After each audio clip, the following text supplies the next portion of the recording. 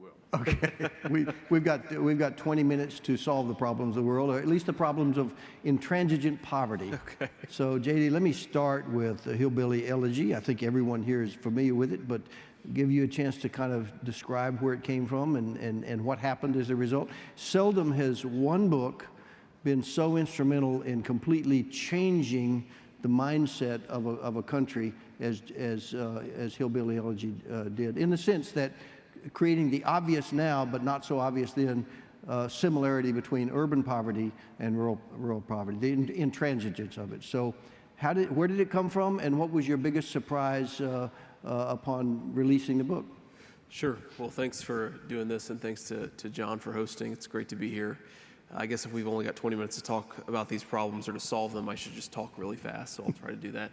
But, you know, the genesis of Hillbilly Elegy came from a very personal question that I had when I was in Yale Law School, which to me, when I got in, it was like, oh, I've sort of made it. Like, I know that things are going to be okay. I'm going to have financial security. I'm going to have this credential that sort of says, you know, you can work wherever you want, you can live wherever you want.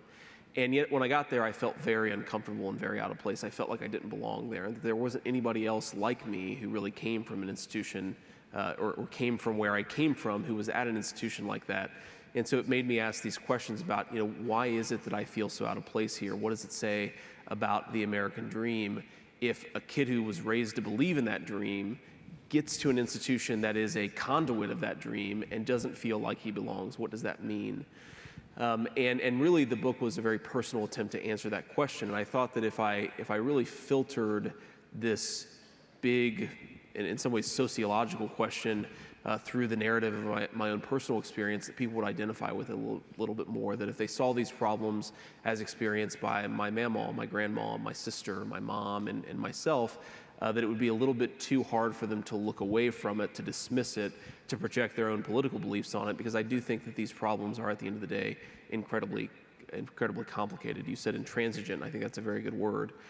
And I guess my biggest surprise about the reception of the book and just writing the book is that people actually read it, and people seem to be engaging with it. You know, I talked to my uncle, who was just a really important source of information about things that happened in our family before I was born.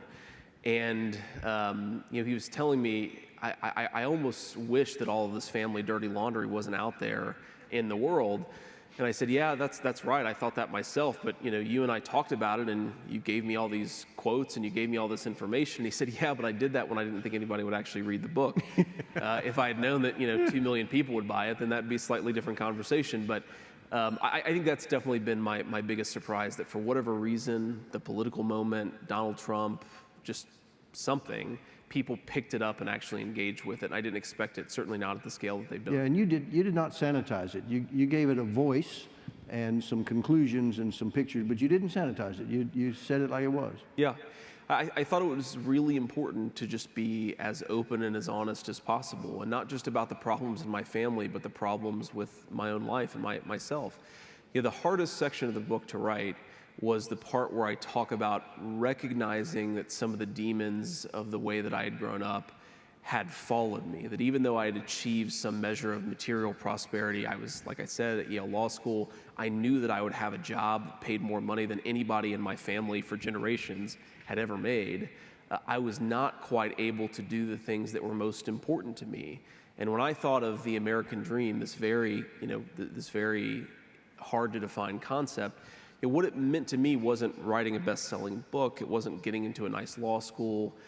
It was being a good husband and a good dad. That was what I wanted. I wanted to give my family the things that I hadn't had from my own, you know, various male role models in my life. And that was the thing, almost tragically, that was the hardest to do. You know, I was in love with this girl. We eventually got married, but I was not good to her in the beginning. I did not quite know how to engage with her in the way that I should have, in the way that was necessary to live that happy life. And of course, we see similarities in urban poverty. So, sure. Mirror image, if you will. Sure. Yeah, and I think, you know, I wanted to try to humanize that. You know, we think of like the classic stereotype of the deadbeat dad. And I think in some ways, rightfully, we point our finger at that person and say, you need to get more involved in the lives of your kids and the lives of your family. But I saw in a very personal way that a lot of times the deadbeat dad is a person who is bringing generations of emotional, financial baggage and just doesn't even know how to conduct himself in a marriage, in a family, doesn't even know what it means to be a good dad, much less how to put that into action. And that, to me, is really what this book is about. It's about the way in which our problems follow us across the generations, the way in which we grow up still continues to form and shape us, even if we are lucky enough, like I was, to have more money than we ever thought we'd have. So if the Hillbilly Elegy was a description, a personal description of the size and scope and intransigence and the multi-generational view of the problem, Sure. you've now pay attention to this. So you've now raised funds, and a fund called Rise of the Rest. And so you should pay attention, because that means he has several $100 million of a way of solving those problems. And it hadn't been accounted for yet. No one has actually taken any of that money yet. So this group will be the first. Okay. That's right. So tell us about Rise of the Rest. How big is it? How did you raise it? What kind of reaction did you get from the investors, and where is it going from here? Sure. So, I got connected with Steve Case a few years ago, and the founder of AOL and a good friend of Philippe's. Right. And he had been going around the country on a bus, investing in entrepreneurs, trying to create some sense of vibrancy and dynamism in communities in the country that had been left behind. Right. And we got to talking and thought, we should turn this effort into an institutional investment fund. We should actually, if we believe in these communities, right, we should put our money where our mouth is and actually ask some investors to come along with us. And so, I'll give an answer about Rise of the Rest and why I think it's important, that's not connected to the book, and then I'll try to tie it back to the book and my own experiences a little bit. But when I was in Silicon Valley, I was working as a venture capitalist. We're investing in these incredibly exciting companies. But it occurred to me that we weren't investing in all the types of people that existed in the country and all the types of ideas that exist in the country. It was bi-coastal. Sure, it was very bi-coastal. And even, the Northeast got far less attention than just the 20 square miles from San Francisco to Palo Alto. And it hit me that, on the one hand, there was this way in which technology had started to mean only information technology, social networking, consumer internet. When I think of technology, I think of like life-saving drugs that help cure cancer. I think of something that helps us get a new type of plane that helps us get from point A to point B faster. Right. And yet in Silicon Valley, increasingly technology just meant something related to computers and software. And that really bothered me. I thought, why aren't we investing in industries that actually employ a lot of people and really do change people's lives? I think Facebook is a good company in terms it makes a lot of money, but I don't think Facebook actually changes people's lives. Or if it does, I don't think it changes people's lives for the better. I think Ford Motors. Mark Zuckerberg is the next speaker, by the way. So. Well, hopefully I don't run into him backstage. But Ford Motor in Detroit was a truly transformational business. I mean, it helped people see their relatives quicker, it helped people get around more safely, and it employed tens of thousands of people, not just upper income computer programmers, but it employed working class people in stable, committed jobs. And I worried that we weren't doing that type of innovation in this country anymore. That was a thought that I had well before the book was published. So you were making good money in Silicon Valley. Sure. But you were a little empty as far as the purpose of it. And now you've gone back to your purpose. Yeah, and I think that what Rise of the Rest is about investing geographically in communities that don't necessarily get the same amount of attention from other venture capitalists. But to me, it's really about investing in communities where real innovation, the type of innovation that I care most about, actually happens.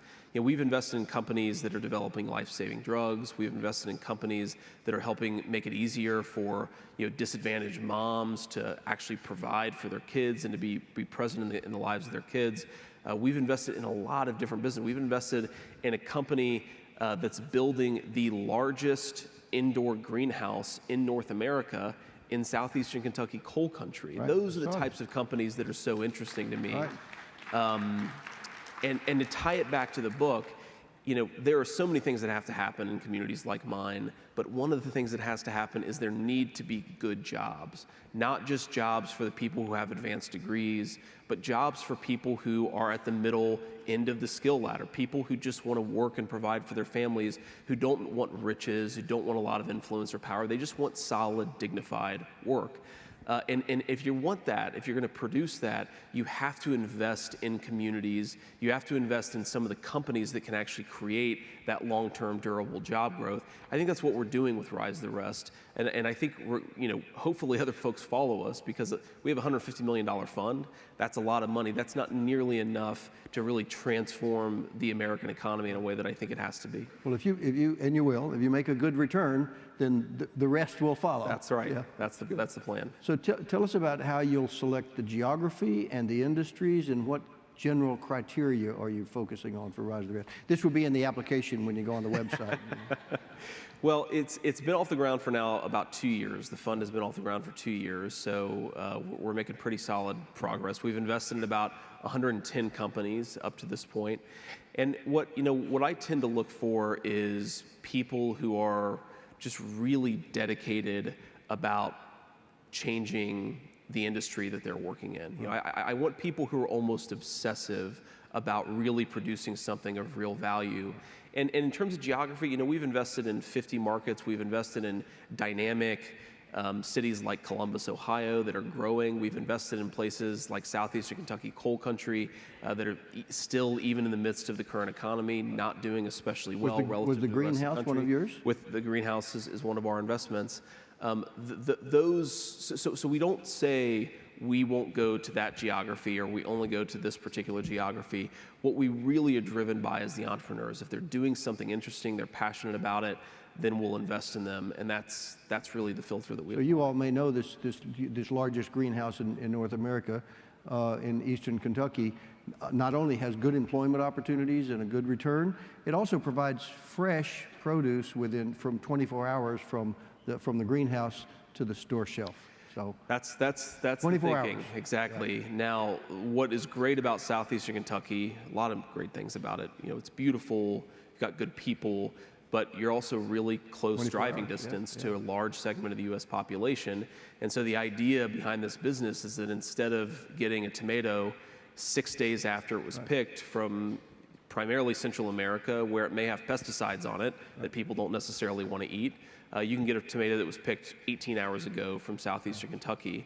And they just, they plan to actually plant their first tomato, I believe, in August of this year, and they'll hopefully start shipping not too long after that. So I'm going to get on the Christmas card list so I can get a case.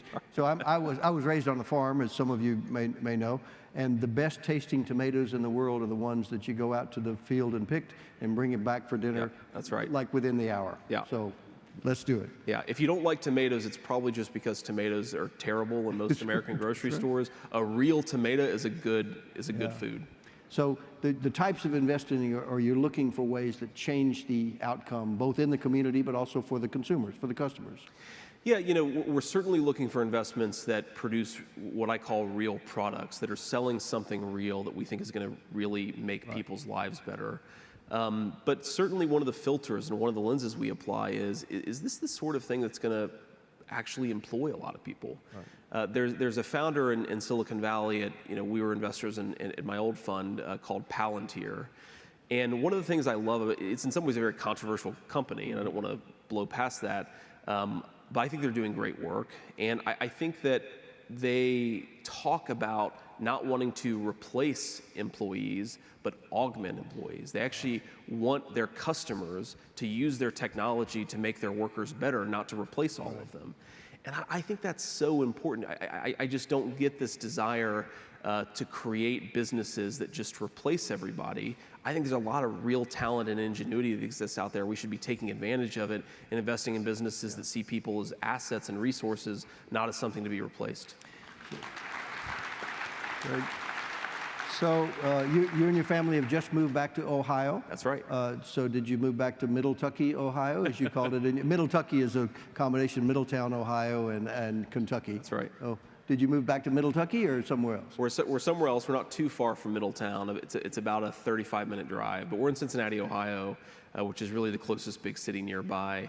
I'm on the road a lot, so it's good to be close to a big airport. And my wife, who is the daughter of Indian immigrants who spent her entire life in San Diego, getting her to Ohio was enough. That took a lot of persuasion, and So she got getting to Middle Tucky is maybe a little too. and she got to bridge choose too the far. city, and Yeah. she chose Cincinnati, and we like All it. right, all right. Well, Fifth Third is one of our Yep. sponsors Of here, so course. shout out to Fifth Third, and you'll see them there.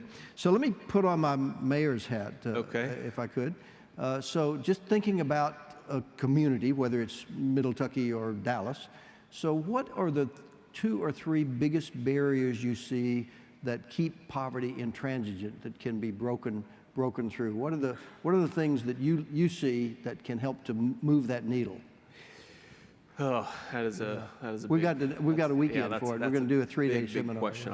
I guess there are 2 things that I'll point to, and this is not meant to be an exclusive list, but these are the 2 things that are top of mind. So the first is that I do think that we've lost our sense of how important real, meaningful work is in so many of these communities. I think we've sort of accepted the logic that basically says, look, we live in a hyper-globalized world. There are a lot of people that just aren't going to be able to get jobs. Maybe we'll replace their income or their wages with some social welfare benefits, but we just have to accept that some people aren't going to be able to get jobs in the modern economy. I think that's a really dangerous way of thinking, because wages are obviously important, but a job is an incredible source of community, of dignity, of pride. You know, my grandfather in the 1960s and 1970s, he could go home to his kids and say, you know, we made something. He could point to a car on the road and say that was made with Armco steel. You take that away from somebody, and I really do think you take away something very meaningful and important about their sense of dignity and their sense of self-worth. There are really interesting studies. You know, labor unions, very controversial in a lot of sectors. There are these really interesting studies that suggest that, you know, whatever you think of their economic benefits, participation in a labor union typically causes people to abuse drugs and alcohol less. They tend to be more engaged and active Because they're part husbands of and fathers a bigger cause. because that sense of community is very valuable. And that leads into my second point, which is I do think that we tend to focus so much on the extremes of some of these problems. And I don't mean the extremes politically, I mean the extremes in terms of scale. And so we either want to talk about federal government policy on the one end, or we want to talk about individual conduct on the other hand. You know, we just got to get individuals to make better decisions, or we just need to pass a law that's going to make everything better. And my sense of these problems is that they're incredibly community driven, that the places where a poor kid is most likely to be able to live their dreams, to have some chance at a successful, happy life, are places where the community around them really works, even if their individual family doesn't. There's some really interesting research, for example, that suggests that the children of broken families who are most likely to not have broken families themselves when they become moms and dads later on, they grow up in communities where even if their individual family is broken, there are intact families around them. And so there's this really powerful community and neighborhood effect that I think we're starting to appreciate, but we don't talk enough about. It's one thing to be poor, to grow up in a broken home. It's another thing to grow up in a neighborhood where everybody is poor and every home is broken. Right. And I think we've got to consider how can we create a greater sense of community. We're not going to obviously make sure, you know, as much as we might like to, we can't ensure that every kid grows up in a happy, stable home. I think we can make it so that even kids who grow up in unstable homes have a little bit more access to communities that are healthier Well, it's and not stable. the big federal programs, although those have an impact. Those are certainly Pell important. Grants and CRA and such, Sure. but it's the community. It's how they're applied in the community. It's the community. How do you get kids into neighborhoods that work, even if their individual homes work? I do as a personal thing and a private thing. I do a lot of mentoring. So a young man that I sort of got out of jail at age 16 and got his GED and got him on the Air Force. He told me when he was 19, he said, you know, the reason I'm doing this, in the conversations with you, the reason I'm changing my life is because you are the only adult male in my life that I had ever had a conversation with. And you're having a conversation with me for 2 hours every 2 weeks. He said, so you're making me do some stuff I don't want to do. but I want to have that conversation with an adult male. That's powerful. So to wrap up, so what, tell this audience of these are bankers, they're community organizers, they're community service groups, they're just regular folks, so big eclectic crowd. What's the one big thing you want them to know about the rise of the rest and the whole topic? Well, that's super tough, and we're getting flash. Please wrap up, so I got to be quick. But I guess I'll just reiterate something that I said before, which is that community is really important, and I think that for the people that all of you are trying to help, sometimes the communities that are most important are not necessarily the communities that you spend a whole lot of time with or you have a whole lot of access to. I think the most important institution in both my community, but I would also say in a lot of urban communities as well, are institutions of faith, our churches. And whether you go to church, which I imagine some of you do and some of you don't, it's a very valuable resource. It's in some ways the only institution in some of these communities that actually works for people. And so you can't,